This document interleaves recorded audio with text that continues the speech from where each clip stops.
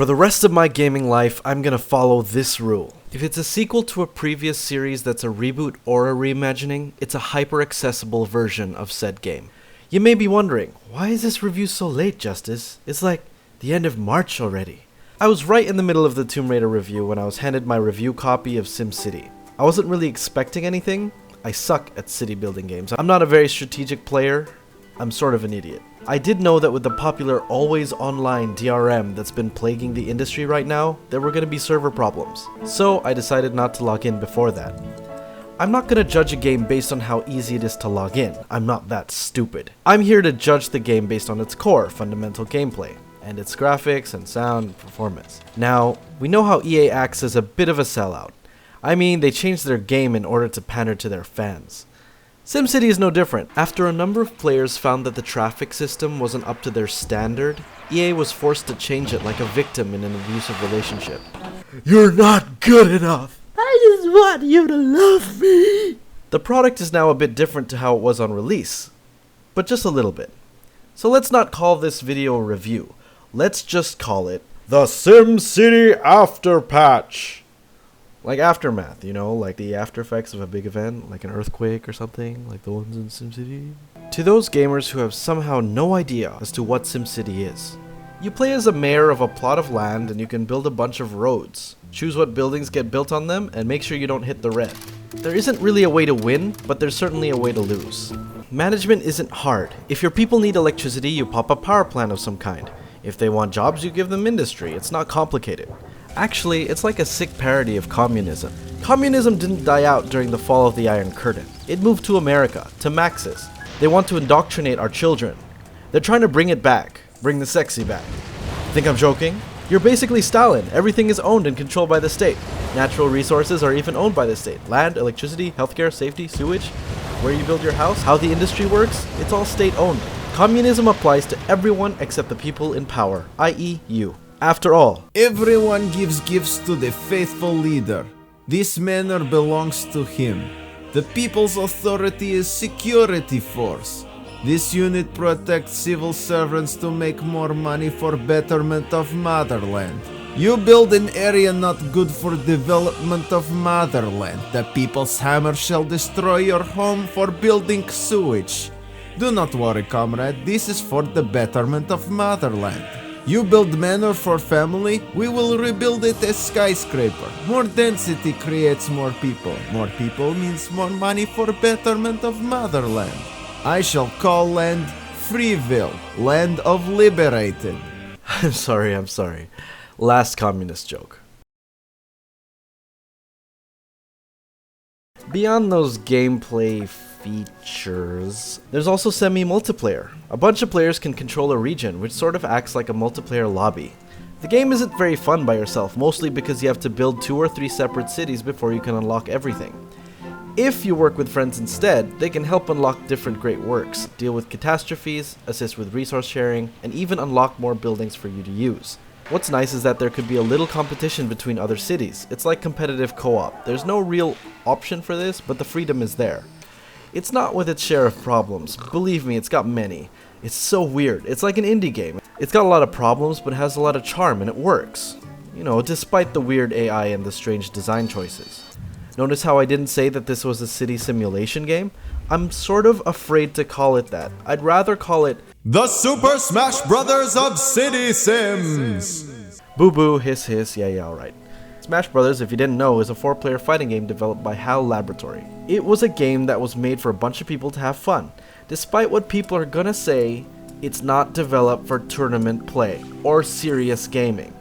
It took the mechanics of a genre and dramatically changed them to create a new style of play. It has a childlike exuberance and it is accessible to everyone. Because the game is not hardcore enough for some people, the community has decided to handicap themselves and change the rules of the game because it's my game, I can do whatever I want. Sound familiar? SimCity is a massive departure from its original city simulation roots. It's hyper accessible and super easy. Yes, you can min-max your cities if you want by using a specific technique, sure, but the game wasn't really balanced for that.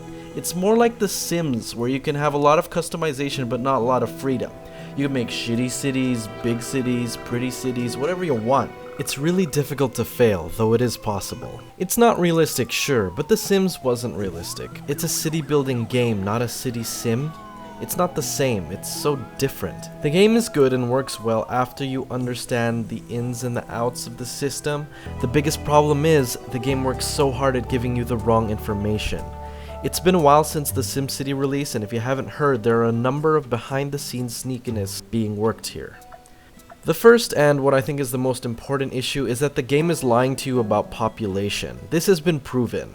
Once your population reaches a certain amount, 500, it starts inflating the numbers. Lying. It lies to you.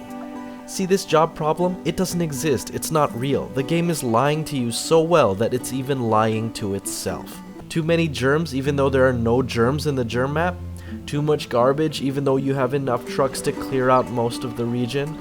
Not having enough shoppers at the same time as having plenty? Truly spectacular. Most of these problems stem from the really strange fact that the game tries to make you feel like your city is a lot bigger than it actually is. Do you really think 12,000 people live in this city? Really? Second, there's this little number. Not enough money. What does that mean, I thought. Then I realized that, to bring money back to the building, the Sims actually have to go to work, then walk back and enter their homes. Individual Sims do not matter, it's all about the buildings. Hell, individual Sims don't even get educated, the buildings do. This creates a double whammy of issues because the Sims always use the shortest path. They never look for other, less congested roads. While yes, you can work around it by not making super congested cities and making sure there are good roads everywhere, it looks kind of ridiculous and it's very annoying. Especially if one of your buildings stop developing because all the workers are stuck in traffic limbo. Oh look, Maricela Bennett is heading home after work. She just came from the bus stop. Fuck you. Don't read the information that your advisors give you. The people working under you are liars. What does your boner tell you? Use the force. That's all you can do. It's very possible to be hyper successful, it's just very difficult and tedious. You can find more about this kind of information in Rock Paper Shotgun's website. You can take a look there, because I don't have time to talk about all the things that have already been said. Check out the link in the description. The weirdest part is that the game works even with all this stupid crap in it. It isn't a bug, it's a developer decision. Maxis/EA hasn't told us why they put these things in or why it's like this, but it was their choice and it was balanced for it. These are the reasons why I think it isn't a city sim, and it's why I think it's still an alright game to play if you're into things like The Sims. It's just a customizable city maker. No challenge, no real depth. You can get to your maximum potential in only a couple of hours once you understand the system, which is kind of strange considering the type of game this is. Beyond outright lying to you, the game's also missing a number of key features and has a lot of hidden things within its code. Let's make a list of all these problems and annoyances. Terraforming. Terraforming is actually hidden within the game code. It's not accessible though, as it requires a special build of the game. Why it isn't available to us confounds me.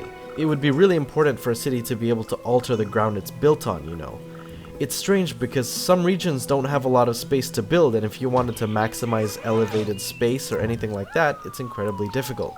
No new game feature. I understand why you can't, because it'll directly affect the economy of other players in the region, but come on. If you mess up your city or you miscommunicate something with the rest of the region, you're done. You're done. You want a perfect co-op world? You gotta either restart the region with every other player or pull a Dark Knight Rises on your city. It's kind of tiring and annoying. Borderless windowed mode. This is a huge pain in the ass for me because the game runs so slow. As of patch 1.2, EA has decided for some reason that cheetah mode will no longer be used, which is strange considering cheetah mode was already super damn slow. The lack of borderless windowed mode means I can't do other things while waiting for my city to develop. I have to stare at the screen or use Origin's poor in-game browser to alleviate my boredom. Origin. If you watched my Warfighter review, you'd know how much I dislike this platform. It doesn't even work well with the SimCity client. It downloads and patches itself completely separately from Origin. What is the point? Public games. Joining a public game is something I actually haven't been able to do since I got SimCity. Regions don't tell you how many open spaces they have left, you gotta open it up. Thing is, they are almost always full. How do people get in these? It's a mystery to me. I created a region called Nobody Will Join, and 2 weeks later, nobody ever did. the worst trading economy I have ever seen. I don't know about you, but you don't need a bachelor's in economics to know that SimCity has some of the most ridiculous trading economics I've ever seen in my life. They included finite natural resources to make the game more interesting, right? But it has absolutely no purpose and actually ruins the economics of the whole thing. The tech/industry specialization looks like this. Now from the beginning, it would make sense to specialize in metal or oil, then build yourself up to plastics and alloys, processors, and then in the end, make televisions. After all, that's where all the money is for some reason. Any mayor will eventually find out that specializing in metal foundries, oil drills, and coal mines are ultimately a waste of time. You can bypass the finite resources by exploiting the infinite amount of trash and recyclables that the game gives you to make those TVs. You can sit in the red and still make money from the exports. Furthermore, the TVs can only be used in great works. After that, you might as well sell them and make infinite money. Then you no longer have any reason to play the game, which goes into the next point. No late game or long-term gameplay. What's the point of a persistent region, really? After you reach the TV selling state, which takes only a few hours, you're done. You're done. Nothing else needs to be done, the game is finished. A game that's supposed to be sandboxy, creative, interesting, time-consuming, done in only a few hours. Why? The only way I can enjoy the game now is if I avoid doing this. But I can't. My Asian blood won't let me. I must maximize everything. Trying to be realistic made the game less entertaining for me. Balancing issues. I know who to blame. Lack of mod support. You know why both Skyrim and The Sims have a strong following today? Nude mods. Modders will fix your game for you, EA. They'll fix it for free. Just give it to them. If you're watching this and you're a PC gamer, you know why mods are important. Look what happened to SimCity 4. Tiny cities. After you've taken up all your space, you gotta start a new city. If your region is full, too bad. Go join or create a new region. Oh yeah, and big maps are actually in the game's code, but they don't exist in the game yet. DLC. You always need internet. I almost forgot about this because there are a multitude of other issues. Yeah, you always need to be connected to the internet to play this. Funny because it's one of the best games to play during something like an internet breakdown. Let's finish this. What can I say? Lots of strange design choices and economics rules, all pointing towards the fact that this isn't really a city sim. Was it advertised as a city sim? Did they deliver? I sort of think they did. Check out the SimCity EA channel and look at the 2 TV spots there with Adam Devine. The guy makes a road system that looks like a peace sign. Guy makes a pollution-heavy industry zone. Guy makes such stupid-looking crap and it works. It works because the game is not realistic and it shouldn't be looked at as a realistic city sim. They advertised it as a silly, do whatever you want fest. The graphics are simple and the game runs well. Too bad about the 30 frames per second frame cap that makes me want to scream. Music is repetitive because I'm pretty sure there's only one song on repeat at all times. Except for disaster moments, which rarely happen. That'd be the smallest Godzilla I have ever seen. I'm not going to lie, playing a region with a group of friends was more entertaining than it sounds. It's a very relaxing game and even when your money's low you're still calm. I spent more than 50 hours here before this video, and I spent even more hours as I was making it. I don't regret my time with it. I'm probably gonna play it again every once in a while. The game needs you to make challenges for yourself. Try to get a certain fake population without upgrading your town hall. Try to make the most polluted city and make the most money. Make your own objectives. The game gives you that freedom. Sure, it's not that hard and you're probably not gonna fail, but people can view your city, so making something as weird as that work may be a nice thing for some people. It's not as deep as a real city sim, but I don't think it was ever meant to be one. It's like The Sims. Do whatever you want, get creative. There isn't a lot to work with because of future DLC, but meh. Probably wait for their Game of the Year compilation or something, but definitely try it out. It's not that bad. Oh yeah, you're probably wondering why I have 2 copies of SimCity in my Origin. Well, let me tell you this. When I got my review copy, it had to be in Hungarian because they couldn't get me an English copy. It was selling too well, apparently. I played the game and I really sucked at it, but I was really hitting something that I'd been missing for a long time. It filled a hole that I haven't felt in a long time. While they helped me mod the Hungarian version to be as English as possible, there were still bits that were untranslated, and I wanted the entire experience. So, I left my basement. I went out of my house. I literally went outside. And then I went into my car. I went to the store. And then I bought SimCity. I bought SimCity. And I loved it. I loved it. I mean, it's not the city sim I deserve, you know?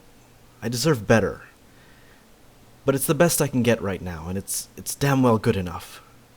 It's definitely good enough.